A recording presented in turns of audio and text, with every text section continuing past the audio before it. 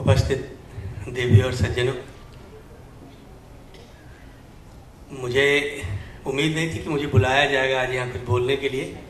अचानक यहाँ बुला लिया गया और मैं बड़ी मुश्किल में हूँ कि मैं क्या कहूँ, मगर जिनके बारे में कहना है उनसे मेरा रिश्ता बहुत पुराना है। मेरे पिताजी मरहूम गीतकार अनजान, जिनको जन्म दिया कल्याण जी आनंद जी ने, और आज अगर उन्होंने उनको जन्म नहीं दिया होता तो मैं इस मंच तक यहाँ तक नहीं पहुँच पाता। तो कहीं ना कहीं मेरे जन्मदाता ये लोग हैं। इनके साथ मैंने कभी काम नहीं किया, मगर इनके संगीत के बारे में जो चर्चा अमीन साहब ने कहा और जो बातें अभी हो रही थी, इनके बारे में कुछ कहना सूरज को रोशनी दिखाने जैसी बात है। एक इतिहास है अपने आप में, एक इंस्टीट्यूशंस है अपने आप में। इन्होंने, मुझे लगता है, और ख़ास तौर से आम आदमी का संगीत, आम आदमी की भाषा, आम आदमी की ज़िंदगी के जितने करीब कल्याण जी आनंद जी भाई रहे हैं, मुझे नहीं लगता कि कोई और रहा होगा। मुकेश जी की आवाज़, कल्याण जी आनंद जी का संगीत और मेरे पिताजी के शब्द, इंदिवर जी के शब्द, साहिर साहब के शब्द, कौन सा ऐसा राइटर, मुझे लगता है दो लोग, एक गायक और एक गीतकार, इन दोनों की पैदावार जो हुई है इसी ज़मीन से हुई है। और ज़्यादातर जो आज गीतकार हमारी इंडस्ट्री में हैं, कहीं ना कहीं इनसे जुड़े हुए हैं। ये मेरा सौभाग्य है कि आज इनके बारे में मुझे बोलने के लिए यहाँ बुलाया गया। माननीय मुख्यमंत्री साहब और तमाम उपस्थित हमारे नेतागण यहाँ हैं। और लता जी का ये पुरस्कार जब ऐसे लोगों को मिलता है तो मुझे बहुत खुशी होती है, क्योंकि यही लोग डिजर्विंग लोग हैं। और किसी ने बहुत अच्छा कहा है, अभी मुख्यमंत्री साहब बता रहे थे पुराने और नए संगीत के बारे में, तो मुझे ऐसा लगता है कि जैसे जैसे जनरेशन बदलती है वैसे वैसे चीज़ें बदलती जाती हैं। और मुझे पूरी उम्मीद है कि जब इनकी जनरेशन आएगी तो मुझे ज़रूर याद करेगी और मेरे गीतों को याद करेगी और हमारे दौर को याद करेगी, क्योंकि बदलाव को रोका नहीं जा सकता। जहाँ तक रही बात गीतों की, मेरे पिताजी का एक गीत खैके पान बनारस वाला, जो अमिताभ बच्चन, कल्याण जी आनंद जी और किशोर दा की ज़िंदगी का एक हिस्सा बन गया है। और आज मैं जहाँ भी जाता हूँ तो मेरा परिचय भी उसी गाने से किया जाता है। तो एक बहुत अच्छी किसी की एक पंक्ति याद आती है कि ये नगमे न होते, ये तराने न होते, हम नए न होते अगर ये पुराने न होते। धन्यवाद।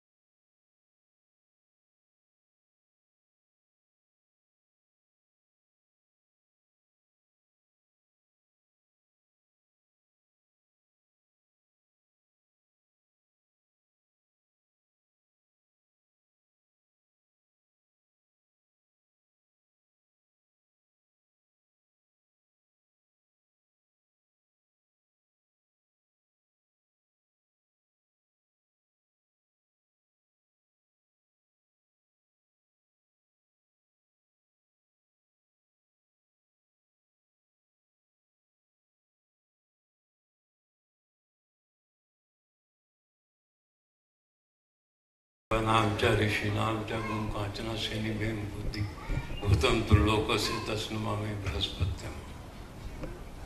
माननीय मुख्यमंत्री चौहान साहब, आज कुछ पल भर के लिए समझ लेते हैं कि जो मंच पे बैठे हुए सभी मंत्री हैं और जो हॉल में बैठे हुए सभी एमएलए हैं और सारे सत्ता के हैं, विपक्ष में कोई नहीं है। आज की शाम तो गिना जाएगा कि अवार्ड फंक्शन की नाइट है, लेकिन मेरे लिए आज की शाम एक त्योहार है, क्योंकि कल्याण जी, वीर जी, आनंद जी शाह मेरा अपना परिवार है, मेरा परिवार उनका परिवार है।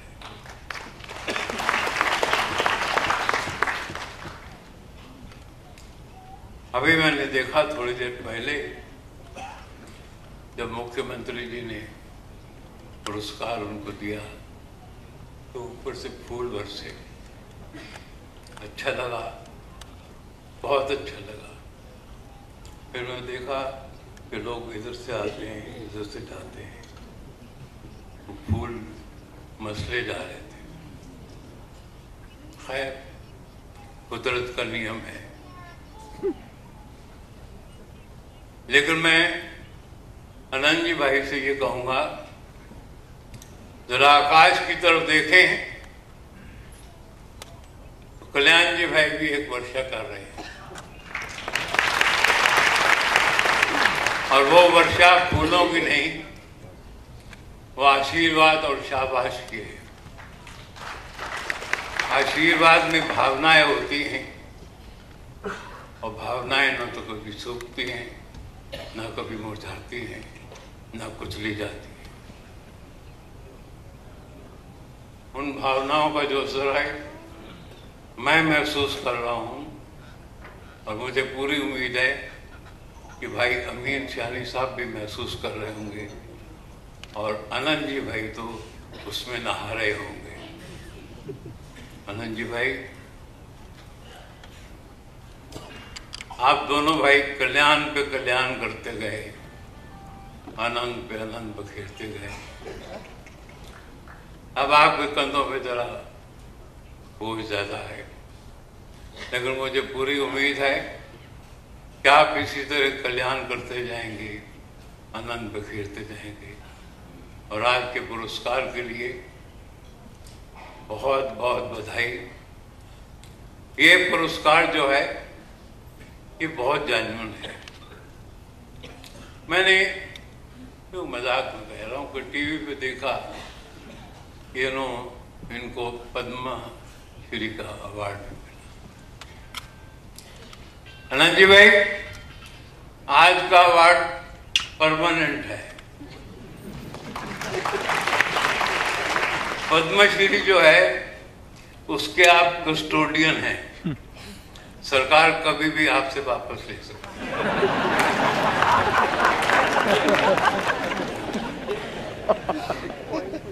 कदर दोनों की करनी चाहिए, लेकिन परमानेंट होता है।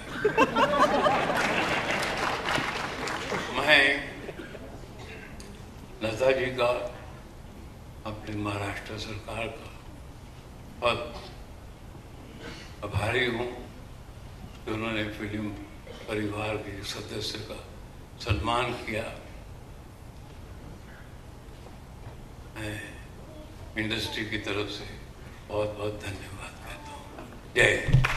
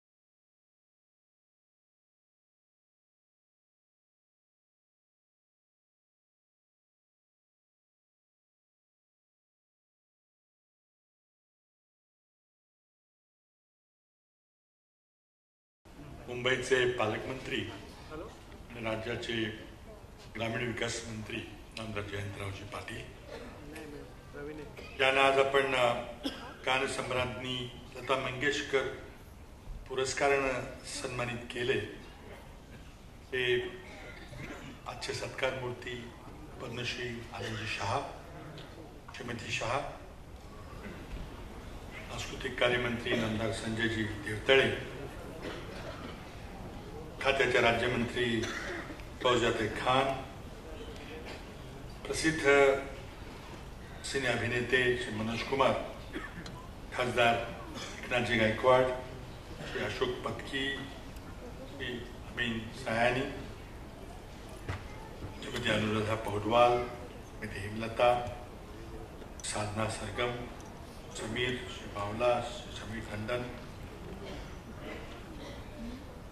श्री लक्ष्मीकांत देशमुख, श्री आशुतोष घोरपडे, जॉनी लिव्हर आणि किशोर कुलकर्णी, मंचकारील सर्व मान्यवर आणि या महाराष्ट्र राज्याच्या अत्यंत महत्त्वाच्या पुरस्कार वितरण सोहळ्याकरता उपस्थित आपण सर्व रसिक बंधू आणि भगिनी, आज शासनाच्या वतीनं ज्येष्ठ संगीतकार पद्मश्री आनंदजी शहा यांना गानसम्राज्ञी लता मंगेशकर पुरस्कारानं गौरवण्यात येत आहे. त्याबद्दल मी त्यांचं हार्दिक अभिनंदन करतो.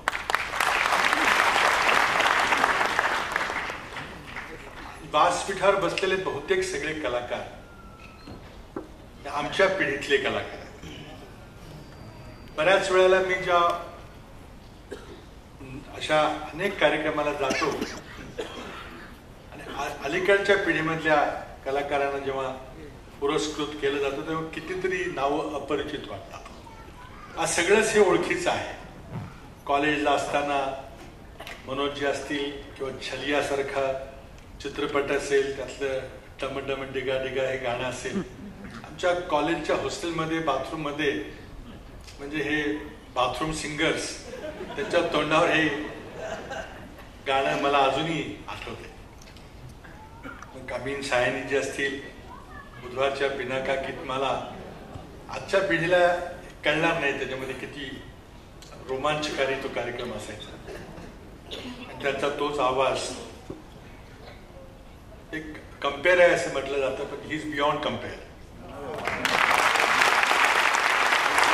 अशा सर्वच कलाकारांच्या सानिध्यामध्ये अनुराधाजी असतील आणि काही अलीकडच्या काळामध्ये नवोदित कलाकार देखील आहेत. परंतु भारतीय चित्रपटांचं एक वैशिष्ट्य आहे आणि या भारतीय चित्रपटांच्या यशामध्ये संगीताचा फार मोठा वाटा आहे. जयंतरावांनी आता सांगितले की पाश्चिमात्य काही फक्त ठराविक म्युझिकल्स सोडले तर मग संगीताचा तिथं काही सहभाग नसतो. पण भारतीय चित्रपटांची खासियत आहे, अगदी 20-20, 25-25 सुद्धा गाणी असणारे चित्रपट आपल्याला माहिती आहेत.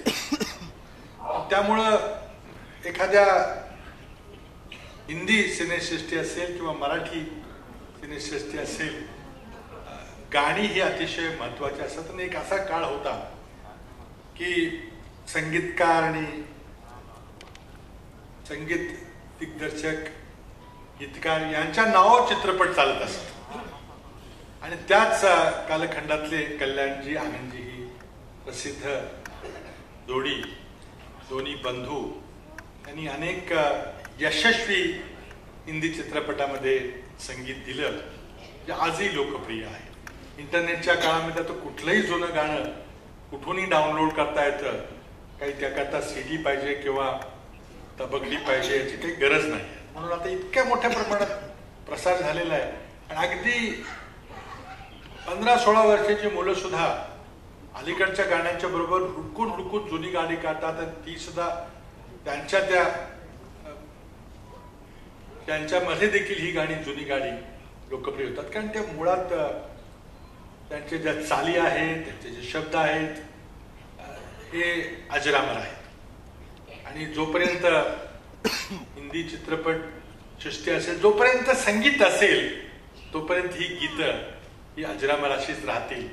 आणि अशाच प्रकारे त्यांनी अनेक असंख्य कोट्यवधी जीवनामध्ये आनंद भरलेला आहे. आणि ते आनंदजी शहा आज भारतीय चित्रपट विश्वाला, काही बॉलिवूड म्हटलं जातं पण तितक्याच क्षमतेची दक्षिणेतली सिने इंडस्ट्री आहे. याला नेहमी पंतप्रधान याला सॉफ्ट पॉवर म्हणतात. आणि आज संस्कृती आदान प्रदान करणं, निर्यात करणं, कल्चरल एक्सचेंज मध्ये आज भारताचं एक आगळं वेगळं स्थान आहे. ते स्थान काही एका दिवसात निर्माण झालेलं नाही. त्याला अनेक वर्षे लागलेली आहेत. त्याच्यामध्ये खूप खडतर तपश्चर्या करावी लागलेली आहे. मग त्यामध्ये सिने कलाकार असतील, चित्रपट दिग्दर्शक असतील, संगीतकार, गीतकार असतील आणि गायक असतील, सगळ्यांनी हे विश्व उभं केले. आणि आज हिंदी चित्रपट सृष्टी जगत अतिशय सन्मानानं, दिमागानं सगळ्या जगामध्ये आज एक आपलं आगळं वेगळं स्थान निर्माण करून ठेवलेलं आहे. अनेक लक्षावधी किंवा जवळजवळ त्याच्यापेक्षाही जास्त मोठ्या संख्येनं जे भारतीय आदिवासी भारतीय आहेत, पाश्चिमात्य देशात राहतात, त्याने देखील हे संगीत त्या त्या देशामध्ये दिलेलं अजरामर केलेलं आहे. आणि म्हणून एक अतिशय आगळ्या वेगळ्या कार्यक्रमामध्ये आज मला आनंदजी शहा यांचा सन्मान करताना अतिशय आनंद झाला. आज त्यांचे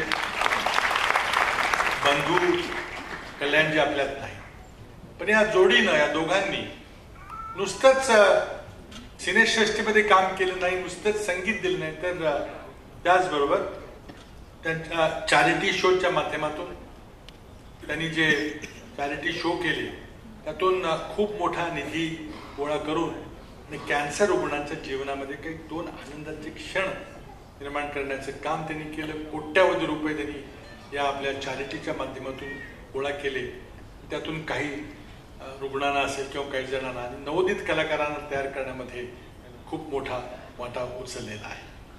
आज आनंदजींचं कुटुंब जरी कच्छमधून आलं तरी त्यांनी मुंबई आपलं घर मानलं, मुंबईची संस्कृती आत्मसात केली, मराठी संस्कृती आत्मसात केली.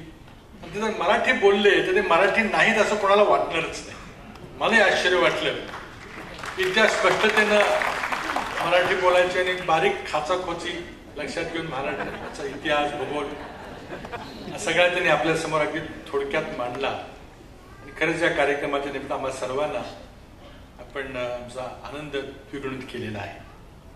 आज महाराष्ट्र शासनाच्या वतीनं कलेला प्रोत्साहन देण्याकरता सांस्कृतिक कार्य विभागाच्या माध्यमातून आज पुरस्कार वितरणाचा, पुरस्कार देण्याचा, आज श्रेष्ठ कलावंतांचा सत्कार करण्याची जी परंपरा आहे त्यामध्ये नाट्य क्षेत्र असेल, सिनेसृष्टी असेल, गीतकारांचं विश्व असेल.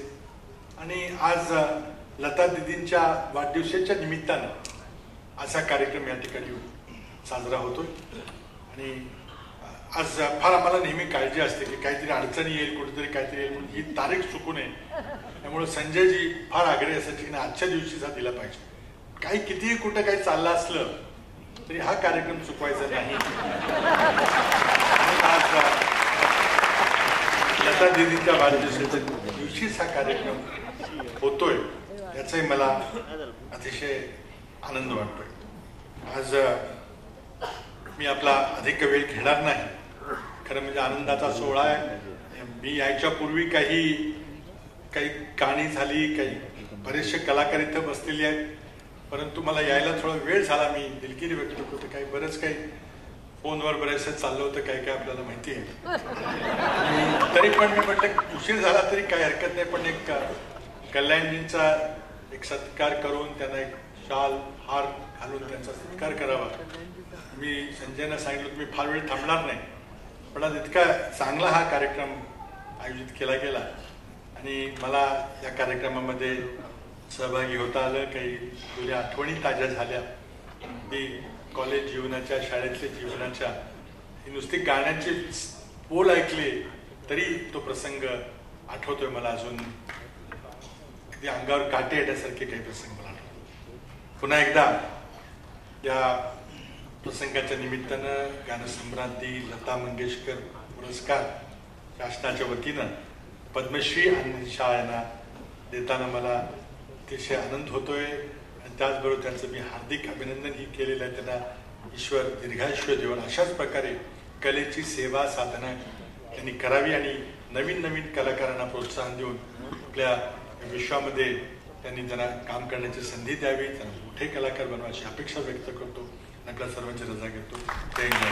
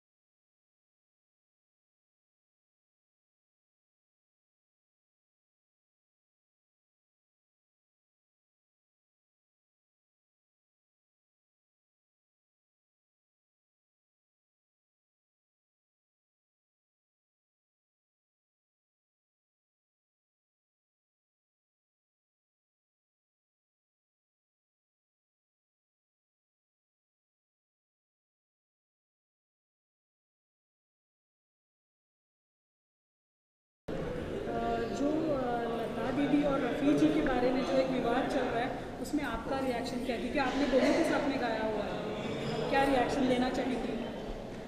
किसकी साइड बराबर है, कौन गलत है, या क्या हो रहा है?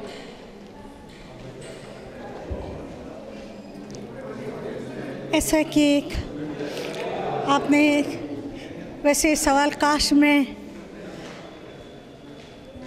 में दर्शक होती. कई बार बड़ा मिस करती हूँ कि मैं दर्शक नहीं. वो अधिकार मैं कब का खो चुकी हूँ. उसी दिन जिस दिन मैं माइक पे आई थी. रफ़ी साहब इंसानियत की एक बहुत बड़ी मिसाल थे, क्योंकि मैं बहुत बचपन में इस लाइन में आई थी और मेरा पहला program stage show Roshan night उन्हीं के साथ था. और उनकी ज़िंदगी का आखिरी ट्रिप अमेरिका और कनाडा का, वो मेरे साथ, आप सोच ली, 67, 82 आई थिंक. वहाँ से आने के बाद 15 दिन बाद वो दुनिया से. कि इतना लंबा साथ, कितना कुछ देखने को मिला. वो एक बहुत बड़े इंसान थे. और लता दीदी उनके साथ गाया और उनके तरफ जो मेरी श्रद्धा है उनके लिए, मेरी कभी नज़र उनके पाँव से ऊपर नहीं उठी. लेटन का वाक़या सही है, लेकिन ये वाक़या जो है मैंने सिर्फ सुना है कि ऐसा कुछ हुआ था HMV में दोनों के बीच. कुछ इस तरह की कहावत सुनी हुई रॉयल्टी को लेकर. मैं बहुत छोटी हूँ इस मामले में. मैंने सिर्फ सुना लेकिन उसके बारे में कुछ कहने की औकात मेरी नहीं है। मैं बहुत छोटी हूँ, I am too small to say anything. आप मीडिया हैं, आप सब जानते हैं